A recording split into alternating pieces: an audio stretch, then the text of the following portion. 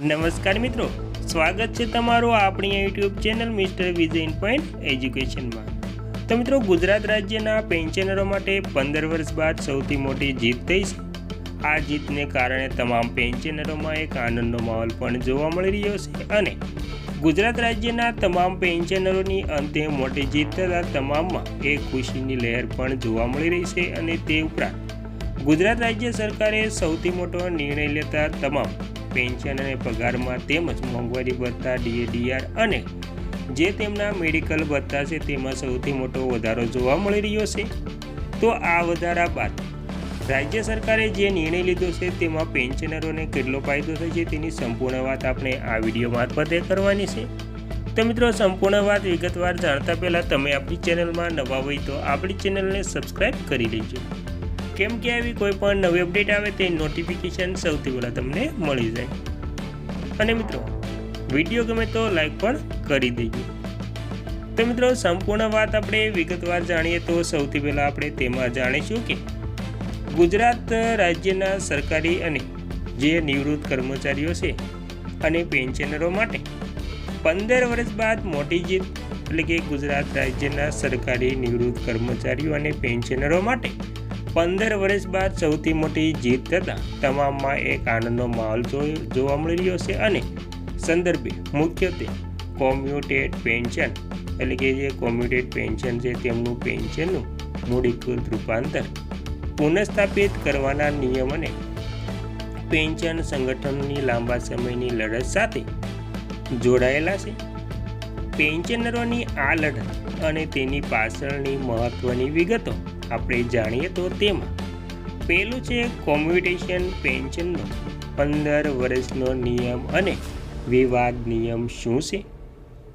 જ્યારે કોઈક સરકારી કર્મચારી નિવૃત્ત થાય છે ત્યારે તેને તેના માસિક પેન્શનનો એક ભાગ, દાખલા તરીકે ત્રીજો ભાગ, એક સમટી રકમ તરીકે અગાઉથી મેળવવાનો વિકલ્પ મળે છે। 15 વર્ષની કપાત, જે પેન્શનરો આ એક સામટી રકમ મેળવે છે તેમના માસિક પેન્શનમાંથી અગાઉ, એટલે કે આગામી 15 વર્ષ સુધી નક્કી કરેલી રકમ કાપી લેવામાં આવે છે। 15 વર્ષ પૂર્ણ થયા બાદ જ તેમને ફરીથી પૂરેપૂરું પેન્શન મળવાનું શરૂ થાય છે। તો મિત્રો, આવી રીતે ગુજરાત રાજ્યના તમામ પેન્શનરોને જે નિવૃત્ત છે તેમના માટે 15 વર્ષ બાદ સૌથી મોટી જીતનું એ કારણ છે કે તેમને કોમ્યુટેશનની રકમમાં જે કપાત થાય છે તેમાં વધારો થયો છે।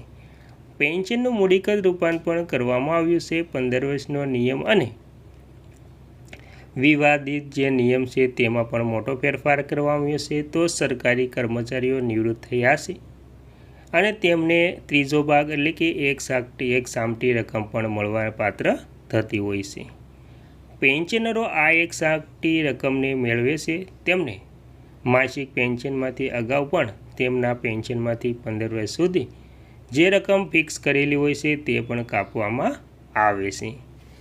ત્યારબાદ વધુમાં મિત્રો આપણે જાણી લેવું છે કે જે પેન્શનરોની મૂડી કપાય છે, ત્યારબાદ બીજું પેન્શનરોની મુખ્ય માંગણીઓ અને જીત તરફ પ્રમાણ જે છે તેમના ગુજરાતનું રાજ્યના નિવૃત્ત કર્મચારી સંગઠનો જેમ કે નિવૃત્ત તલાટી મંત્રી સંગઠન વગેરે છેલ્લા ઘણા સમયથી આ 15 વર્ષના ગાળા સામે વિરોધ પ્રદર્શન કરી રહ્યા છે। મિત્રો, સમયગાળો ઘટાડવાની માંગ, તો મિત્રો તેમાં આપણે જોઈએ તો પેન્શનરોની મુખ્ય માંગ છે કે વ્યાજના ઊંચા દર અને વધતી મોંઘવારીને જોતા આ કપાતનો સમયગાળો 15 વર્ષથી ઘટાડીને 10 અથવા તો 12 વર્ષ કરવામાં આવે।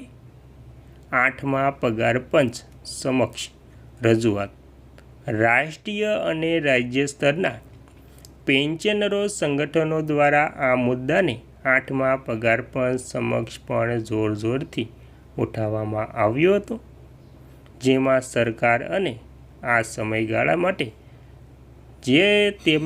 સરકાર આ સમયગાળાને ઘટાડવા માટે સકારાત્મક વિચાર કરી રહી હતી।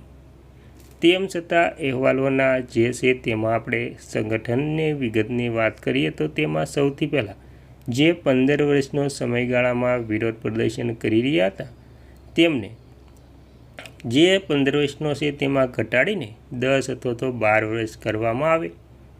ત્યારબાદ 8મા પગાર પંચની પણ તેમાં રજૂઆત કરવામાં આવી હતી, એટલે કે 15 વર્ષના સમયગાળો ઘટાડવાની પણ વાત કરવામાં આવી હતી. તેની સાથે 8મા પગાર પંચની પણ વાત કરવામાં આવી હતી. અને મિત્રો હાલમાં જે મોંઘવારી ભથ્થું 58% હતું તેમાં 2%નો વધારો કરી ટોટલ 60% મોંઘવારી ભથ્થું કરી દેવામાં આવ્યું હતું. એટલે કે જાન્યુઆરી 2026ના મોંઘવારી ભથ્થામાં 2%નો વધારો કરવામાં આવ્યો હતો મિત્રો.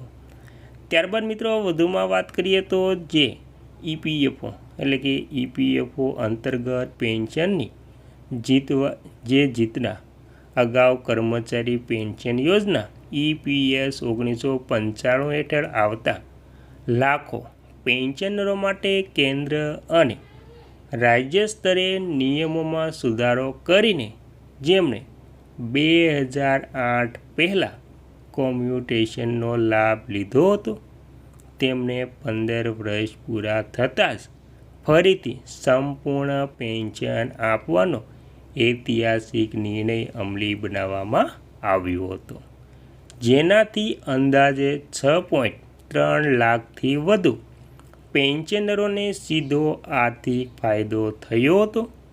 તો મિત્રો આવી રીતે EPFO અંતર્ગત પેન્શનરોની પણ મોટી જીત થઈ હતી અને EPFO દ્વારા પેન્શનરોને પણ સારા સમાચાર મળી રહ્યા હતા, જેમણે 2008 પહેલાં કોમ્યુટેશનનો લાભ લીધો હતો તેમને 15 વર્ષ પૂરા થતાં જ તેમને જે પેન્શન છે તે ફરીથી સંપૂર્ણ પેન્શન આપવાનો મોટામાં મોટો નિર્ણય લીધો હતો.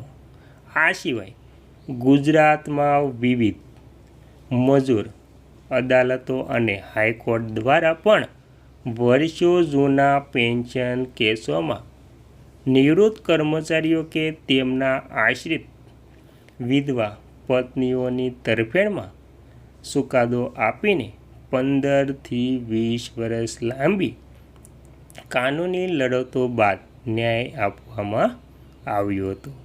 તો મિત્રો આવી રીતે ગુજરાત રાજ્યના જે બધાય એટલે કે અલગ અલગ જે મજૂરો છે તેમને અદાલત અને હાઈકોર્ટ દ્વારા પણ જેમના પેન્શનના કેસો નિવૃત્તિ કર્મચારીઓને કે આશ્રિત એટલે કે વિધવા જે બહેનો છે તેમના તરફેણમાં આપીને 15થી 20 વર્ષ લાંબો કાનૂની લડત બાદ જ આ ન્યાય આપવામાં આવ્યો હતો મિત્રો.